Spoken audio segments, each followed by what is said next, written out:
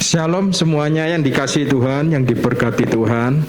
Senang sekali saya bisa ada di NCC kembali. Kalau saya di sini itu seperti rumah sendiri.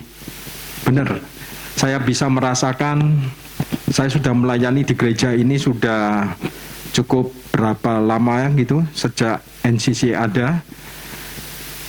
Saya seperti rumah sendiri, saya merasakan seperti rumah sendiri. Karena roh kita sama, saudara-saudara. Dari mimbar ini, saya mengucapkan juga untuk Juan yang barusan punya momongan. Dia sudah menjadi bapak. Dan ketika dia menjadi bapak, dia bisa merasakan. Dia cerita sendiri kan, ketika dia berkhotbah, dia bisa merasakan bagaimana kalau misalnya anak yang dikasihinya dikorbankan untuk orang yang berdosa. Bapak menyerahkan anaknya, tidak menyayangkan anaknya. Dia tidak menyayangkan anaknya untuk dia serahkan bagi kita. Bagi musuhnya, seterunya. Bapak menyerahkan Yesus bukan ketika kita benar, tetapi kita waktu kita berdosa. Nah, saya percaya Roh Kudus juga bekerja di dalam Juan untuk meneguhkan dia di dalam membawa berita Injil kasih karunia. Dia mengatakan bahwa sesungguhnya Injil itu atau Alkitab itu adalah album keluarga Tuhan. Ya memang benar. Album keluarga Tuhan, semuanya tuh ceritanya tentang Yesus semua. Harusnya mimbar gereja memang harus menceritakan Yesus. Apa alasannya? Alasannya karena saya berdiri di sini pun tuh karena Yesus. Saya gak menyangka kalau saya bisa berdiri di sini. Siapa saya? Who I am? Who are you? Kalau tanpa Yesus. Kalau tanpa Yesus, semua kita terhilang, saudara-saudara. Kalau tanpa Yesus, kita semua berakhir seperti sekam yang dibuang ke api. Sebab itu gereja ini penuh dengan Yesus. Penuh dengan kekaguman akan Yesus. Sekali Yesus, tetap Yesus. Gak ada tempat lagi untuk berbicara tentang manusia dari sisi manusia. Gak ada, saudara-saudara. Karena semua tentang Yesus. Kenapa Yesus? Kenapa harus 4 Injil? Kenapa gak 1 Injil saja? Cukup Injil Matius. Kenapa harus ada Injil Matius, Markus, Lukas, dan Yohanes? Karena Yesus itu, kalau Anda lihat dari segala sisi, segalanya indah. Gak ada habis-habisnya, saudara-saudara, kalau kita mau mendengarkan Yesus itu. Mau menceritakan Yesus itu gak ada habis-habisnya. Nah, hari ini kita mau melihat, saya beri judul, sudah tampil ya. Wah, warisan. Inilah salah satu yang kita terima ketika Yesus diserahkan untuk kita. Dia yang tidak mengenal dosa, dia yang tidak berbuat dosa, di dalam dia tidak ada dosa, tapi dia dijadikan dosa. Supaya dengan cara yang sama, dia mati di atas kayu salib bukan karena berbuat dosa. Dia dijadikan dosa. Dengan cara yang sama, Tuhan menjadikan kita benar, bukan karena kita berbuat benar. Katakan amin. Karena kekudusan Allah, keadilan Allah, kebenaran Allah sudah dipuaskan oleh satu korban, namanya Yesus Kristus. Tidak ada korban lain selain Yesus yang bisa memuaskan hati Bapa. Sebab itu kalau Anda mengenal pengajaran Injil kasih karunia, Anda dipenuhi oleh Kristus, Anda dipenuhi oleh keindahan kasih Tuhan, maka yang keluar dari mulut kita itu Kristus. Anda kalau misalnya tahu tempat jual durian yang enak, Anda pasti ingin menceritakan kepada orang lain, Anda akan jadi penginjil durian. Haleluya, amin. Tanpa Anda disuruh promosi durian itu. Nah, kalau Anda sekarang menikmati Yesus, setiap Anda di MCC ini menikmati Yesus, saya percaya otomatis setiap hari Anda akan menceritakan Yesus kepada orang-orang sekitar kita. Tanpa disuruh. Dan itu akan transformasi hati kita, bukan mengubah perilaku kita, tapi mengubah hati kita dulu. Baru nanti itu dari luapan kasih Tuhan itu yang akan keluar. Ya. Nah, kita mau melihat nyanyian Musa. Ya, di situ ada nubuatan. Kita akan buka satu ayat untuk pertama. Semoga cukup ya waktu saya ya. Ulangan pasal 32 ayat 8. Dikatakan, ketika Sang Maha Tinggi, kelihatan nggak ya dari belakang ya? Kelihatan ya. Ketika Sang Maha Tinggi atau El Elyon membagi-bagikan milik pusaka kepada bangsa-bangsa. Nah, di sini ada kata Sang Maha Tinggi atau El Elyon. Artinya apa? Artinya posisinya yang paling tinggi karena Sang Maha Tinggi. Maka dia memutuskan untuk apa? Untuk membagi-bagikan. Siapa tinggal di mana, apa kebangsaannya, rasnya itu apa, di mana tinggalnya. El Elyon, Elohim yang membagi-bagikan itu. Nah, kisahnya dimulai dari zaman Nuh. Ketika Nuh memiliki 3 anak, Sem, Yafet, sama Ham. Ya. Nah, ketika Sang Maha Tinggi membagi-bagikan milik pusaka kepada bangsa-bangsa, ketika ia memisah-misah anak-anak manusia, maka ia menetapkan wilayah bangsa-bangsa menurut bilangan anak-anak Israel. Wah, ini menarik. Ketika saya baca ini menarik. Kenapa? Karena Elohim membagi-bagikan bangsa-bangsa hanya terjadi ketika zaman Nuh. Ketika zaman Nuh.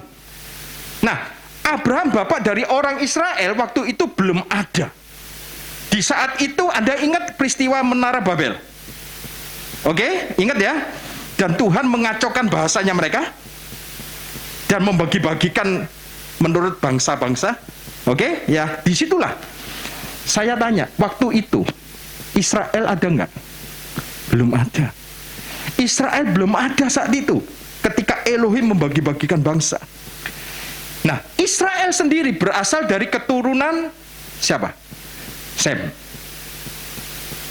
Nuh punya anak Sem, Yafet sama Ham. Nah, itu sebabnya ada istilah antisemit. Anda pernah dengar antisemit? Itu berasal dari kata Sem ini. Anti-Yahudi, anti-Israel. Ya, dari situlah asal kata Semit. Oke? Itu adalah orang-orang yang melawan atau membenci orang-orang Israel. Anti-Semit. Anti orang Yahudi, ya. Jadi sudah ada di benak Tuhan, bahkan sebelum ada bangsa Israel, Tuhan sudah membagi-bagikan bangsa-bangsa, dan mereka semua itu berperan dengan Israel menjadi pusatnya. Jangan lupakan, Tuhan yang mendesain semua ini. Tuhan yang mendesain. Elohim telah merancang anaknya yang akan datang ke dunia dan mati di luar gerbang Yerusalem, berasal dari bangsa Yahudi. Dan Yerusalem akan menjadi pusat keselamatan dunia. Elohim, semua ini Elohim yang merancangkan. Ada amin? Nah, jadi iblis ya sebaik mungkin berusaha. Kalau Anda lihat di dalam perjanjian lama, iblis mencoba membunuh bayi-bayi seperti Musa.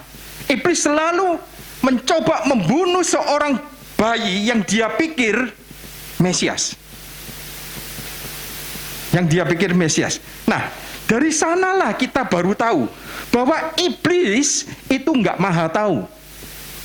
Dia nggak maha tahu.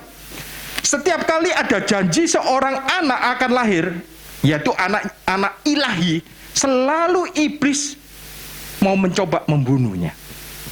Ya, jadi seluruh drama itu adalah untuk menghentikan nubuatan dari segala nubuatan yang ada terjadi di dalam Kejadian pasal 3. Kalau saya mengatakan itu proto-injil. Karena dari benih perempuan ini akan meremukkan kepala iblis, kepala ular itu. Anda tahu ya? Jadi sebab itulah kenapa kita melihat sekarang di dunia ini muncullah antisemitisme, anti-Israel. Jadi ada sesuatu kebencian terhadap Israel. Anda mengerti? Ya? Kalau bukan peristiwa Gaza, peristiwa lainnya. Selalu ada sesuatu yang menjadi alasan untuk melawan Israel. Selalu ada sesuatu. Contoh, Hitler. Ya, juga menemukan sesuatu untuk terjadinya Holocaust, pembantaian umat Yahudi. Itulah sikap anti-Semitisme. Jadi, kenapa ada kebencian supranatural? Kalau saya ngomong kebencian supranatural di sana, karena iblis ya tadi itu mencoba menghentikan nubuatan dari segala nubuatan di Alkitab itu digenapi.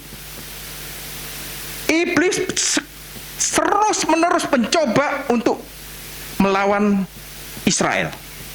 Nah, tapi masalahnya sekarang kan Yesus sudah lahir.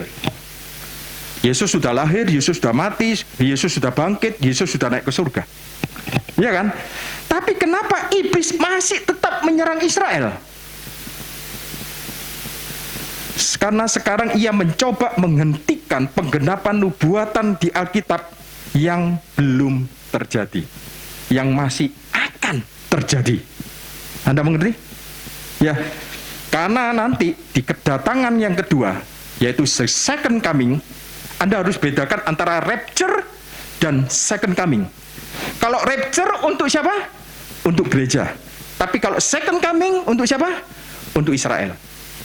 Nah, karena di kedatangan kedua ini, Yesus Kristus akan kembali. Dia akan menginjakkan kakinya di atas bumi ini. Untuk Israel. Dan ia akan menyelamatkan Israel dari pembasmian total nanti. Dan kita akan bersama-sama Yesus turun ke sini dan memerintah di kerajaan milenial 1000 tahun. Ya, kita semua akan bersama-sama Yesus memerintah di bumi ini. Nah, kalau kita membaca Matius pasal 24, banyak orang Kristen khawatir, banyak orang Kristen takut kalau membaca Matius pasal 24. Mereka melihat semua tanda. Banyak orang yang akan datang mengaku akulah Mesias. Ya, Yesus berkata jangan disesatkan. Bangsa akan bangkit melawan bangsa. Kemudian terjadi gempa bumi di mana-mana dan ada penganiayaan yang belum pernah dilihat dunia, kata Yesus seperti itu. Jadi kalau kita membaca Matius pasal 24 itu membuat orang-orang menjadi takut. Nah, tapi dengar baik-baik saudara-saudara. Matius 24 tidak ditulis untuk orang percaya, tapi untuk orang Yahudi. Kalau Anda terus baca, dikatakan di Matius pasal 24 ayat 20, Anda bisa baca di depan. Berdoalah supaya waktu kamu melarikan diri itu jangan jatuh pada musim dingin dan jangan pada hari Sabat. Saya tanya, bangsa mana yang memelihara hari Sabat? Yahudi. Jadi Matius 24 ditujukan untuk orang Yahudi. Jelas, ya? Anda mengerti ya? Jadi ini bicara kepada orang Yahudi yang masih belum percaya Injil. Dan saya percaya ketika nanti orang Yahudi, separuh orang Yahudi menerima Injil dan percaya, di saat itu rapture terjadi. Ya. Jadi Tuhan merancangkannya setiap bangsa dibangun dan mereka beredar di sekeliling Israel. Israel menjadi pusat dari semuanya sekarang. Jadi negara Israel ini sudah terbentuk misalnya. Sesungguhnya negara Israel itu sudah terbentuk, saudara. Kalau Anda membaca Alkitab, kita orang-orang Kristen pasti tahu. 3000 tahun yang lalu, Raja Daud menjadikan Yerusalem sebagai ibu kota mereka. Ya, jadi kita harus melihat historinya, sejarahnya. Jadi lucu kalau misalnya bangsa-bangsa mempermasalahkan daerah teritorialnya Israel. Pada 3000 tahun yang lalu sudah ditetapkan bahwa Yerusalem itu adalah punyanya orang Israel. Ya, kita harus melihat apa yang dinubuatkan oleh Alkitab. Dan kita sekarang hidup di masa di mana nubuatan itu digenapi. Ya.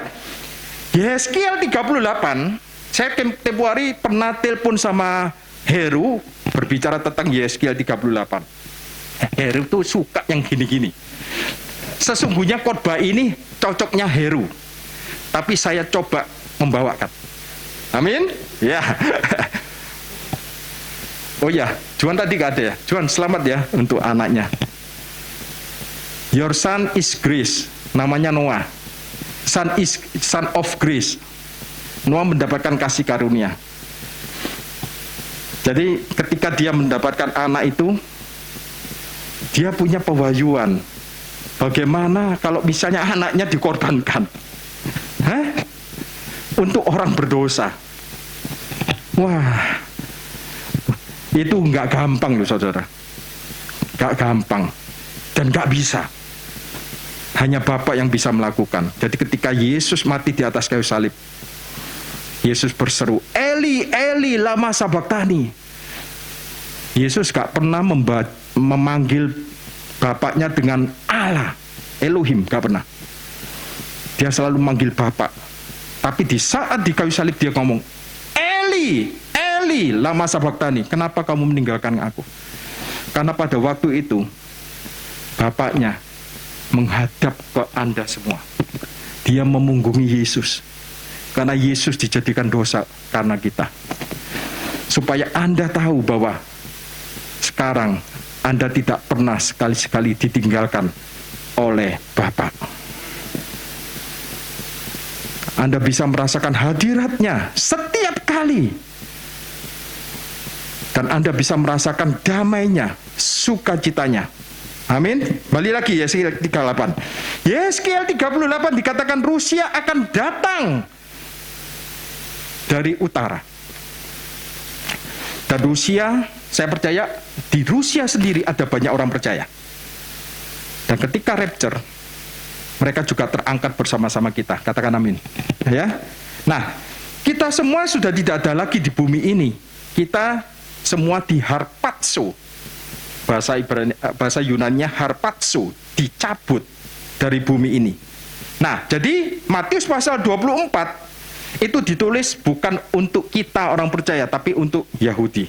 Tapi Yohanes pasal 14 ditulis untuk orang percaya. Yohanes 14. Di rumah Bapakku banyak tempat tinggal. Jika tidak demikian, tentu aku mengatakannya kepadamu. Sebab aku pergi ke situ. Yesus pergi ke rumah Bapa. Untuk apa? Untuk menyediakan tempat bagi Anda dan saya. Dan dikatakan apabila aku telah pergi ke sana dan telah menyediakan tempat bagi Anda dan saya, Dia berjanji, aku akan datang kembali. Datang kembali untuk apa? Bukan untuk menghukum kita, untuk membawa kita ke tempat di mana Dia berada untuk selama-lamanya. Ya. Ini adalah peristiwa pengangkatan, saudara-saudara, yang akan terjadi dan tidak akan lama lagi.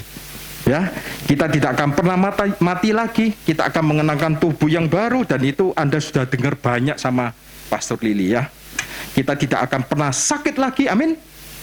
Kita selalu muda dan kita bisa makan. Kita bisa makan karena di sana nanti ada perjamuan perkawinan anak domba. Kita makan udah. Ya.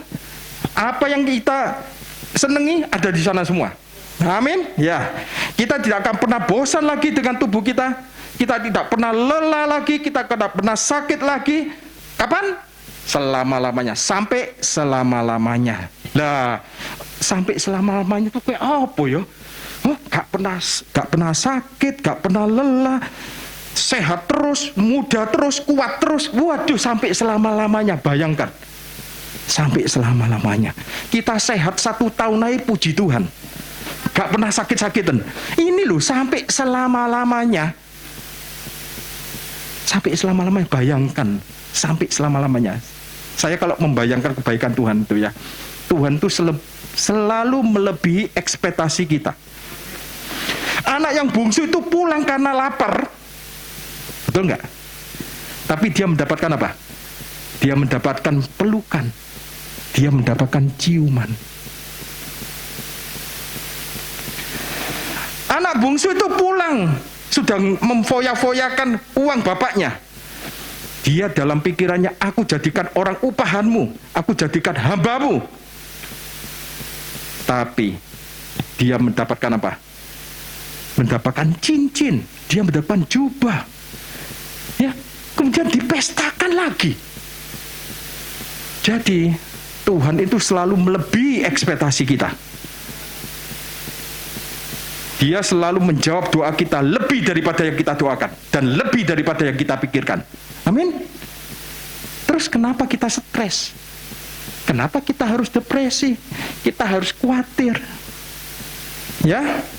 Jadi iblis coba menyingkirkan Israel supaya nubuatan itu tidak tergenapi. Karena Yesus akan datang kembali untuk umatnya di negeri itu. Hari ini saya mau bicara tentang warisan tadi. Obadja 1:17. Kita buka Obadja 1:17. Ini ada hubungannya dengan warisan. Ada waktu 35 menit ya. Tetapi di Gunung Sion akan ada orang-orang yang terluput, dan gunung itu akan menjadi tempat kudus, dan kaum keturunan Yakub, keturunan Israel, akan memiliki pula tanah miliknya. Nah, di sini saya tebali pakai kuning, memiliki pula tanah miliknya. Ini berbicara tentang warisan, saudara. Ya, berbicara tentang warisan. Memiliki tanah adalah satu hal, tapi mendudukinya adalah hal yang lain. Anda bisa mempunyai, memiliki, tapi Anda gak bisa menikmati. Banyak orang Kristen yang sudah memiliki, tapi gak bisa menikmati warisan-warisan dari Tuhan. Ya, nah kita akan belajar. Saudara mewarisi. Orang Israel hanya mewarisi, bukan memperebutkannya. Anda tahu bedanya mewarisi dengan memperebutkannya? Tuhan katakan kepada keturunan Abraham, mewarisi, memiliki. Ya, kalau Anda mewarisi warisan Anda, itu tidak ada sama sekali dengan kaitannya dengan seberapa baiknya hidup, seberapa baiknya Anda, seberapa buruknya Anda, nggak ada hubungannya. Ya, bahkan di dalam kata ahli waris dalam bahasa Inggrisnya hire, dalam bahasa Yunaninya di Perjanjian Baru didefinisikan sebagai berikut. Next. Hire atau ahli waris yaitu one who receive his allotted possession by right on sonship. Terjemahnya seperti ini. Seseorang yang menerima pemberian harta miliknya melalui hak keputraan. Hak keputraan. Ya.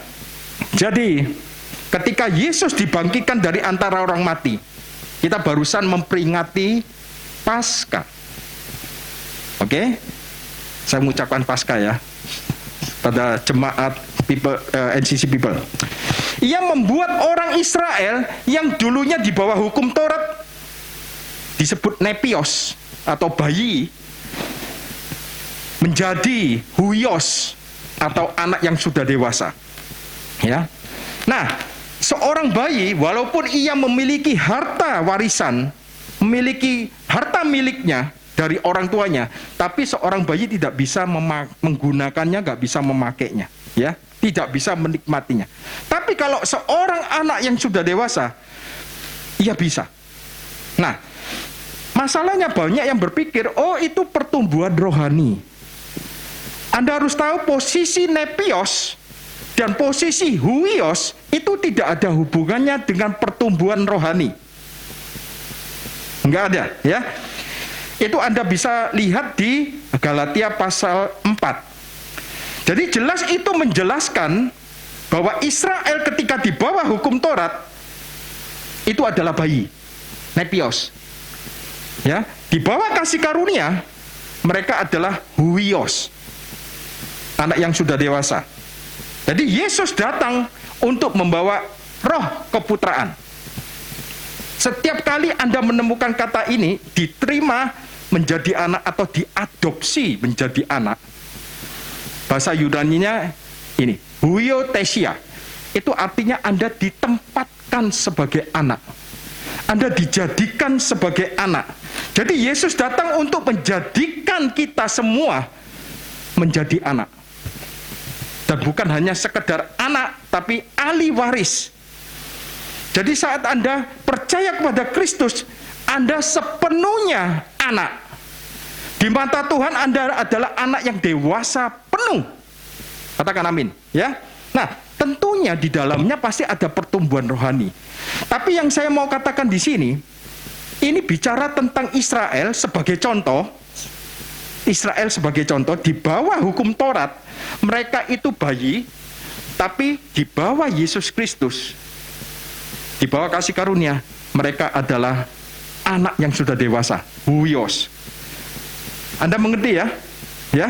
Nah, jadi kenapa Tuhan berjanji kepada Bapak Abraham bahwa negeri itu adalah milik mereka? Anda harus tahu, Tuhan berfirman dengan jelas bahwa negeri itu milik mereka. Tanah perjanjian itu adalah milik mereka, itu janji Tuhan. Ya, tetapi mereka mencoba sampai hari ini, mencoba untuk berjuang begitu keras untuk mempertahankan negeri itu. Mereka bergumul seperti yang kita lihat sekarang di berita-berita hari ini. Mereka masih bergumul. Nah, hari ini kita bisa melihat semua nubuatan mulai tergenapi. Di zaman Yeskiel, Anda harus tahu, Rusia belum ada di zaman Yeskiel. Yeskiel itu berkhotbah di perjanjian lama. Dia nabi di perjanjian lama. Yang ada hanya berbagai suku, kaum yang terbagi-bagi. Kalau Anda di perjanjian lama, Rusia belum ada.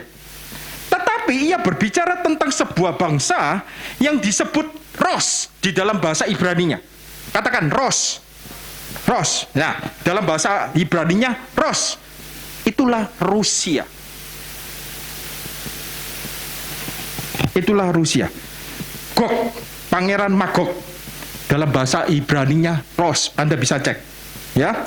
Dan di sana juga berbicara tentang Mesek, negeri Mesek. Kata Ibrani kunonya untuk Moskow, Mesek. Dan Tubal. Kita lihat di Yeskiel 38. Dan katakanlah, beginilah firman Tuhan Elohim. Lihat, aku akan menjadi lawanmu, hai Gog raja. Raja agung negeri Mesek dan Tubal. Perhatikan ya, hai Gog raja agung negeri Mesek dan Tubal. Mesek itu Moskow.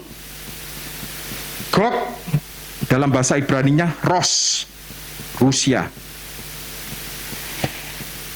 Mereka akan datang menyerang Israel. Dan kalau Anda ikuti berita hari ini, itu akan menuju ke sana.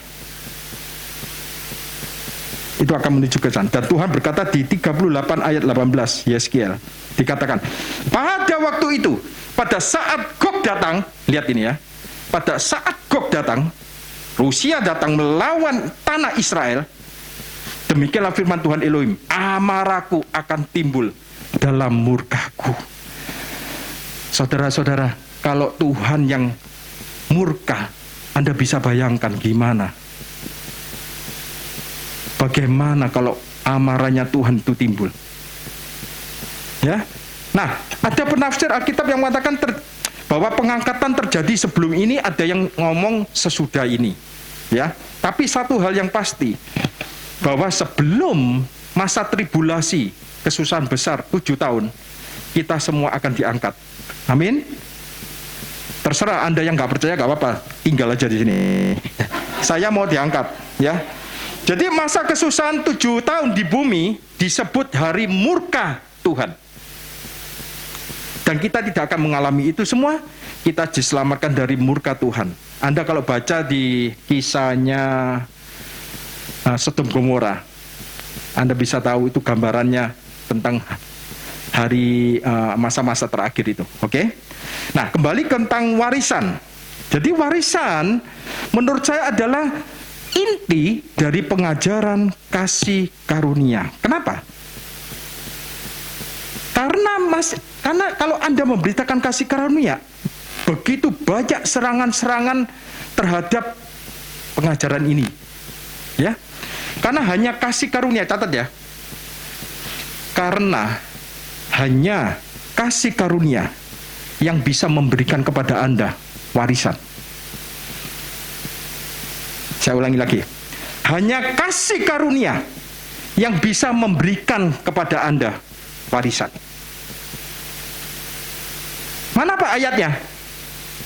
Anda perlu lihat hal ini. Perhatikan.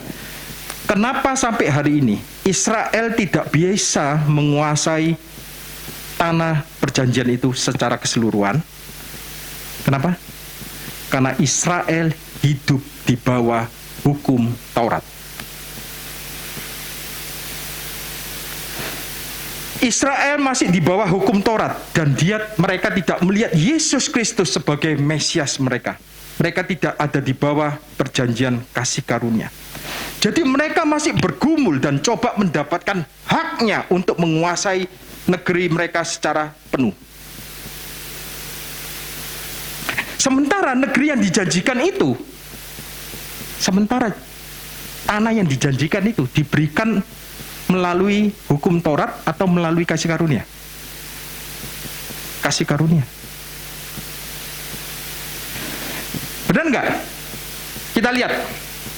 Nanti Anda nggak percaya, masa sih? Coba Roma 4 ayat 13. Coba baca. Sebab bukan karena hukum Taurat telah diberikan janji kepada Abraham dan keturunannya bahwa ia akan memiliki dunia atau akan menjadi pewaris dunia. Tetapi karena apa? Kebenaran berdasarkan iman. Dengan kata lain, bukan melalui hukum Taurat mereka menjadi pewaris dunia. Saya bayangkan kalau mereka hidup di bawah kasih karunia, pembenaran oleh iman. Wah, gimana Israel itu tamat?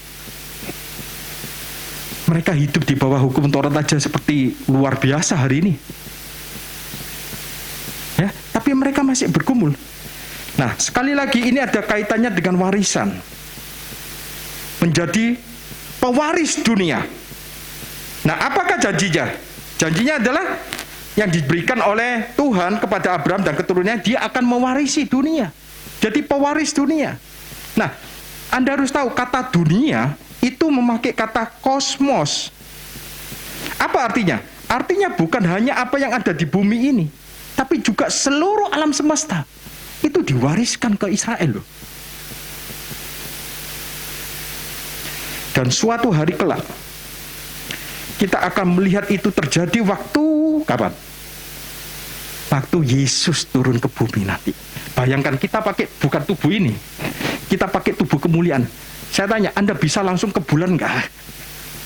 Anda bisa ke planet Mars nggak? Pakai tubuh kemuliaan. Anda menjadi pewaris kosmos. Dan suatu hari itu akan terjadi, saudara. Waktu Yesus datang menginjak bumi ini. Dan karena Dia yang empunya segala kuasa, baik di langit dan di bumi ini. Dan Ia akan memerintah, ya di bawah bumi ini. Dan Ia akan memerintah dari mana? Yerusalem. Dan tidak ada lagi namanya sakit penyakit.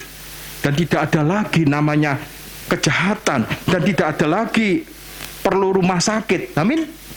Dan tidak ada lagi orang-orang bodoh yang menghancurkan, mencoba menghancurkan, ngebom sana sini. Wis gak ada. Orang-orang idiot itu gak ada semuanya. Ya gak ada. Iya, karena siapa yang memerintah? Yesus. Dia lemah lembut dan Dia penuh kasih yang tak terbatas kasihnya. Dan akan terjadi keadilan, kesetaraan, kasih, dan bumi akan penuh dengan damai. Tanpa ada lagi, yaitu orang-orang gila tadi itu yang coba menghancurkan tanpa alasan, tapi dengan alasan agama. Nggak ada lagi. Oleh sebab itu marilah kita selalu dipenuhi oleh Yesus. Selalu kita memandang Yesus. Yesus terlebih besar daripada masalah kita. Petrus ketika berjalan di atas air, menurut Anda nggak ada masalah? Gelombang itu masalah. Tapi dia ada di atas masalah itu. Dia bisa berjalan di atas masalah itu. Kenapa? Karena dia mengarahkan pandangannya kepada Yesus. Jadi kalau misalnya ada masalah apapun juga lah, pandang Yesus. Anda akan bisa berjalan seperti Petrus. Anda akan seperti Yesus melakukan hal-hal yang supranatural. Jadi perhatikanlah janji Tuhan kepada keturunan Abraham ini. Mereka akan menjadi pewaris dunia. Nah, tentunya bagaimana Anda bisa menjadi pewaris dunia kalau Anda sakit-sakitan? Kalau Anda berbaring di ranjang terus? Artinya di dalam janji itu ada juga kesehatan. Ada juga kesembuhan. Bagaimana Anda menjadi pewaris dunia kalau Anda gak punya uang? Anda gak punya tempat tinggal? Di dalam situ juga ada penyediaan Tuhan. Bagaimana Anda bisa menjadi pewaris dunia kalau Anda terus bergantung kepada obat tidur?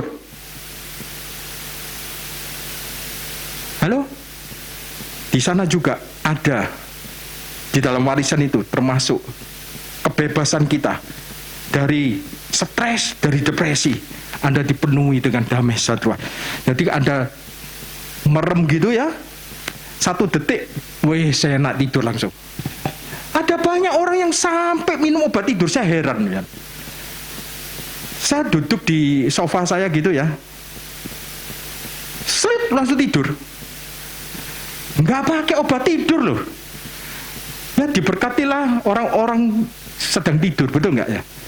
Itulah berkat Tuhan yang paling besar buat saya. Ketika tidur diberkati, amin. Ya, jadi di sana juga ada kebebasan dari stres, dari depresi. Di dalam janji warisan itu. Jadi Tuhan selalu memberikan yang lebih besar dari yang kita perlukan. Janji bahwa Abraham akan menjadi pewaris dunia adalah tentang warisan. Nah, itu sebabnya lah mengapa iblis sangat menentang Injil kasih karunia ini, pesan kebenaran berdasarkan iman ini. Kenapa iblis selalu menentang ini? Karena di sana ada janji bahwa Anda akan menjadi pewaris dunia. Roma 4 ayat 13, sebab bukan karena hukum Taurat, saya baca lagi, diberikan janji kepada Abraham dan keturunannya bahwa ia akan memiliki dunia, tetapi karena apa? Kebenaran berdasarkan iman. Percaya. Jadi janji itu bukan melalui hukum Taurat, tapi melalui kebenaran berdasarkan iman. Nah, inilah masalahnya. Israel sampai hari ini mencoba terus mendapatkan lewat hukum Taurat.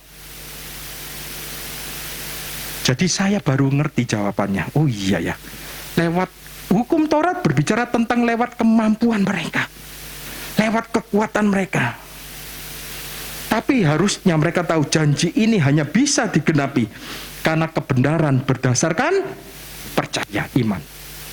Dengan kata lain, sebagai orang-orang percaya kita perlu terus diteguhkan oleh kebenaran berdasarkan iman ini. Kita perlu terus gereja ini untuk selalu meneguhkan ya tentang kebenaran ini.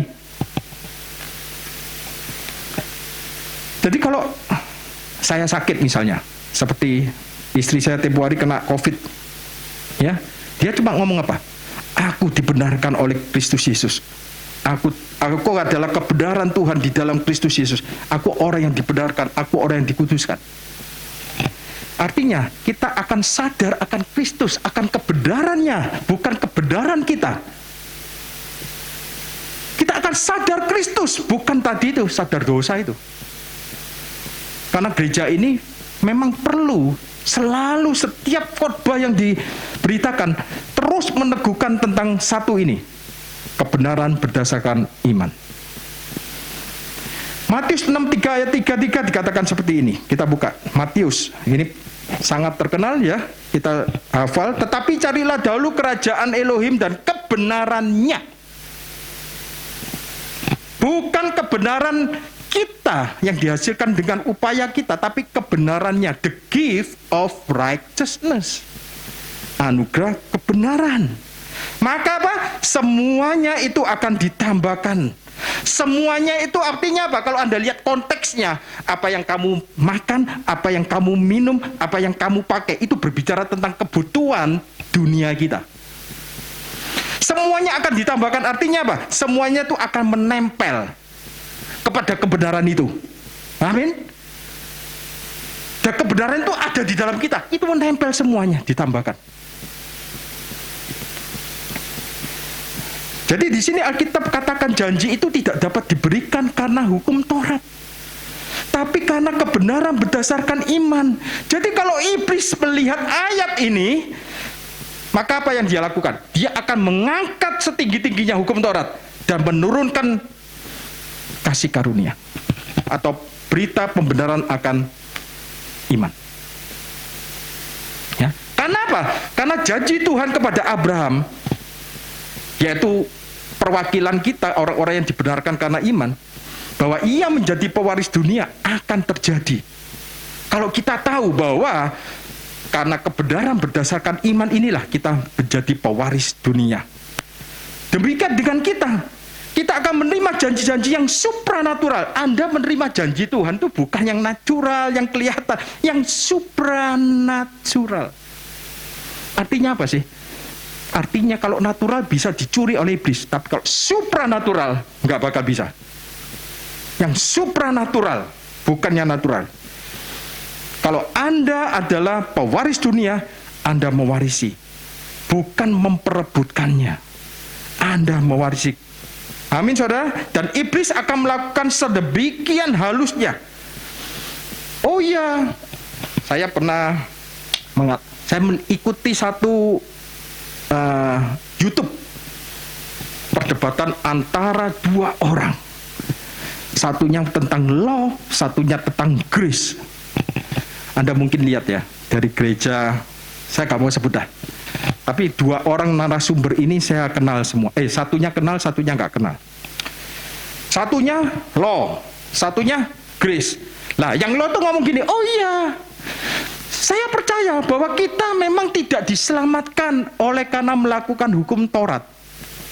Oh iya, kita percaya bahwa kita diselamatkan oleh karena kasih karunia. Tapi setelah itu kita perlu menaati hukum Taurat. Betul? Betul nggak? Itu sama saja. Ya, sama saja. Dan iblis pasti akan melakukan seperti itu terus. Selalu melakukan seperti itu terus. Itu sama, saudara-saudara. Itu akan merampas keyakinan kita. Itu akan merampas kesadaran kita akan kebenaran berdasarkan iman ini. Ia akan selalu membuat Anda sadar akan diri sendiri daripada sadar Kristus. Jadi iblis itu selalu berusaha supaya Anda tidak dibebaskan dari diri Anda sendiri. Dan kalau dia berhasil, maka yang terjadi adalah ketidakkudusanan. Dan dosa akan berkuasa. Sakit penyakit akan berkuasa. Ketakutan akan berkuasa. Iblis akan berkuasa. Jadi jangan meremehkan itu. Ya, kita nggak mau kembali ke hukum Taurat kembali. Kasih karunia itu adalah the best teacher untuk kekudusan. Kasih karunia tidak mengatakan kamu jangan berzina. Kasih karunia mengatakan kasihilah istrimu seperti aku mengasihimu.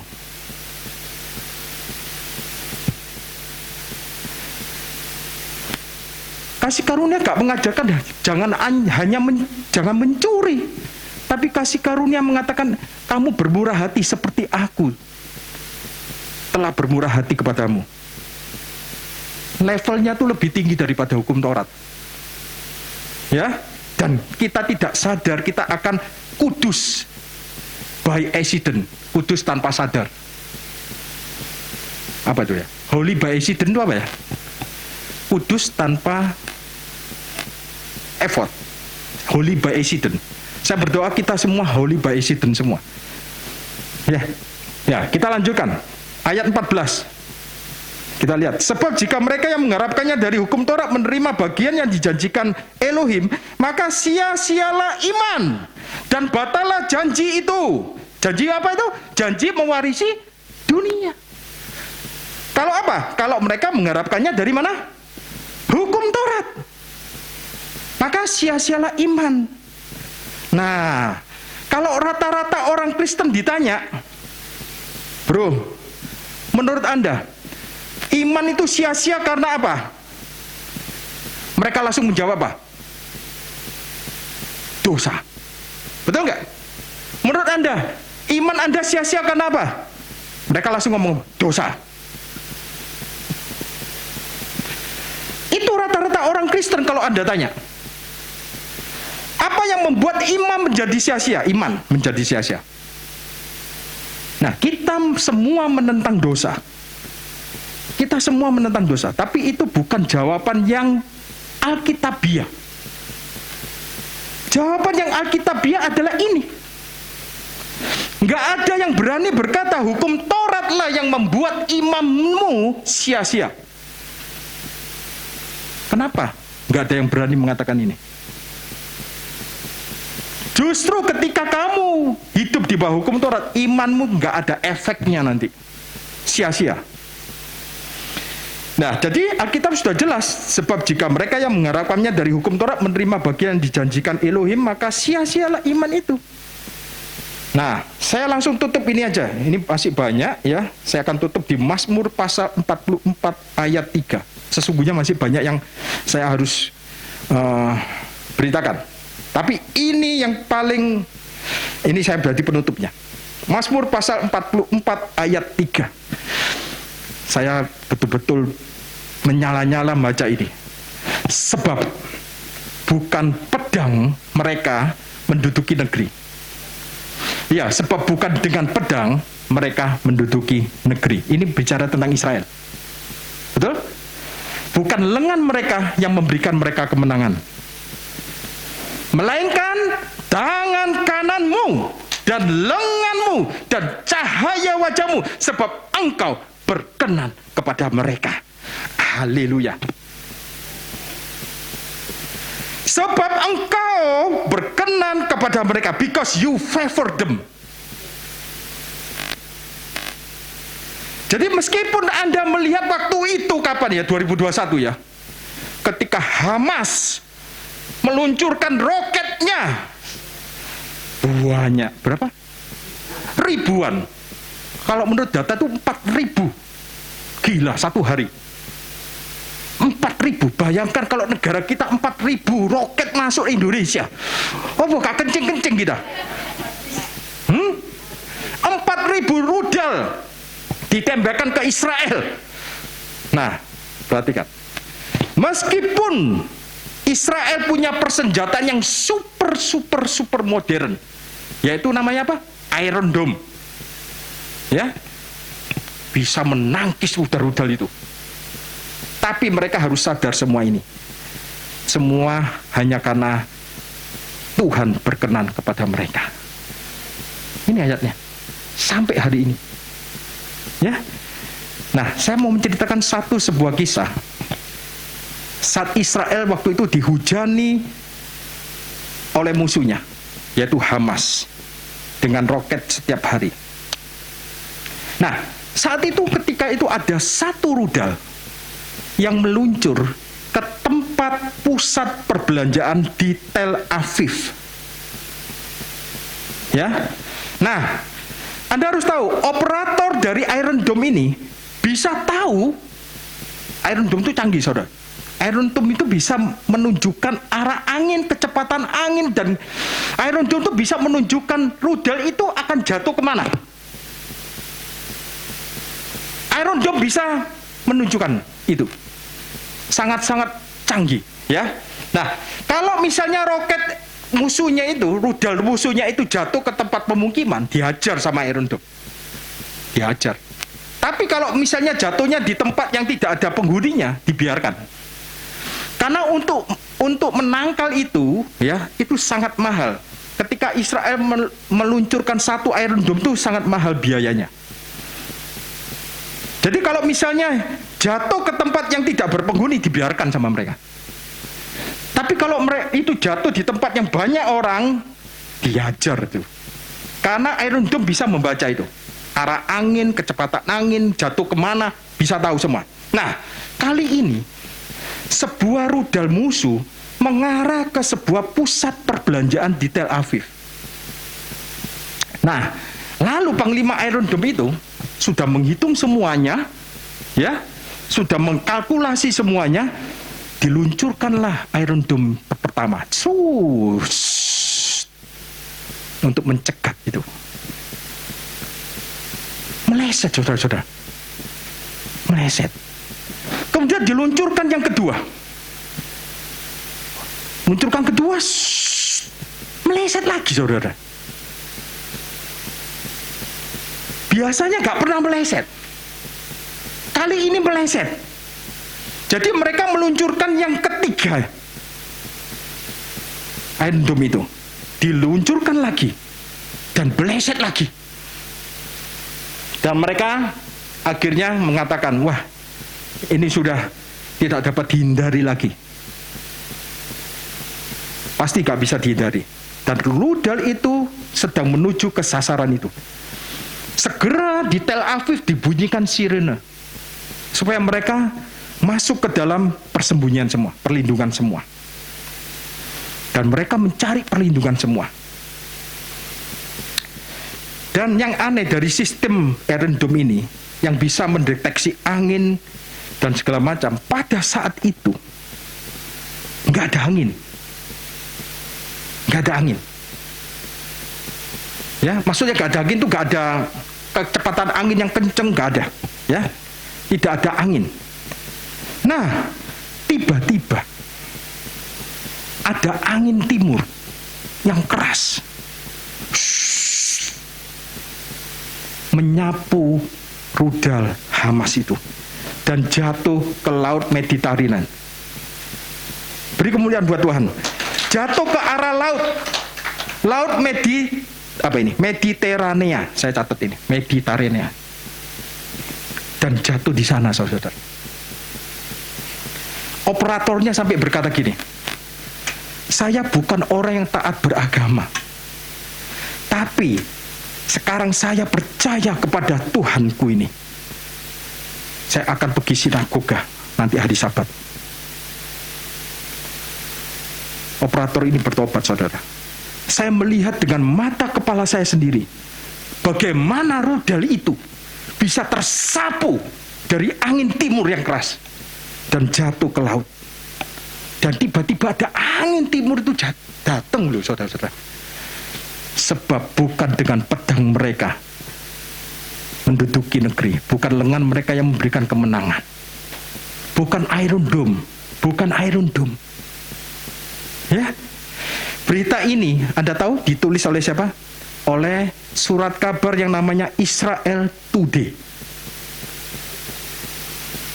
Dan kejadian itu mengingatkan saya saat orang Israel dibawa keluar dari Mesir, dan ketika waktu itu mereka di depannya ada Laut Merah. Nah, dan waktu itu Tuhan membelah Laut Merah itu, dan orang Israel bisa menyeberang di tanah yang kering. Nah, Alkitab berkata, lalu Musa mengulurkan tangannya ke atas laut, dan semalam-malaman itu Yahweh, Yehova, menguakkan air laut dengan perantaraan apa?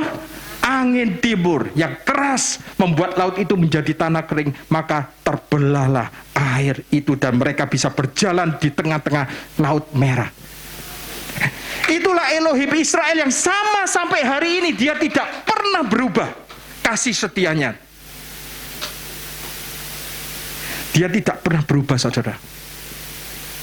Demikian juga untuk kita semua. Dan musuh Israel gagal bukan karena air runduk, tapi karena dikatakan tangan kanan Tuhan, cahaya wajah Tuhan, dan perkenanan Tuhan, kemurahan Tuhan. Itulah yang menyelamatkan mereka sampai hari ini. Sampai hari ini. Dan Tuhan yang sama itulah yang menyertai hidup Anda dan saya, yang mengasihi Anda, yang memberkati Anda dan keluarga Anda, anak-anak Anda, yang memberikan hidup dalam kelimpahan. Tuhan yang sama itu, syukur kepada Tuhan untuk semua yang sudah Yesus kerjakan di atas kayu salib, sehingga Anda dan saya menjadi ahli-ahli waris bersama Kristus yang sudah bangkit, yang sudah duduk di sebelah kanan Bapa. Dan kita semua sekarang telah mewarisi apa aja? Mewarisi kesehatan ilahi. Kita telah mewarisi penyediaan dari Tuhan. Kita telah mewarisi kehidupan yang tanpa stres. Dan lebih lagi kita akan mewarisi Yerusalem surgawi untuk kita semua. Anda sepenuhnya memiliki warisan dari Tuhan, dan Tuhan tidak ingin Anda memilikinya, tapi Anda menikmatinya juga. Amin. Terberkatilah kita semua karena Yesus Kristus. Beri kemuliaan buat Tuhan. Mari kita tundukkan kepala kita. Tuhan, kami percaya Tuhan yang kami sembah adalah Tuhan yang hidup, Tuhan yang sama seperti Tuhan yang membelah Laut Merah ketika bangsa Israel ada di padang gurun. Tuhan yang sama itulah yang memberkati kami. Tuhan yang sama itulah yang menjadikan kami menjadi ahli-ahli waris kerajaan surga. Kami menjadi pewaris dunia bersama Kristus yang duduk di sebelah kanan Bapa. Kami mewarisi kesehatan ilahi. Kami mewarisi penyediaan Tuhan. Kami mewarisi kehidupan yang tanpa stres. Kami mewarisi hidup yang di dalam banyak kelimpahan. Semua karena kita ada di dalam Anak-Mu yang Kau kasihi. Kita ada di dalam pekerjaan Yesus yang sempurna di atas kayu salib. Kami mau menerimanya dan kami mau menikmatinya. Di dalam nama Tuhan Yesus, semua yang menerima dan menikmati, katakan bersama-sama saya, amin. Tuhan Yesus memberkati.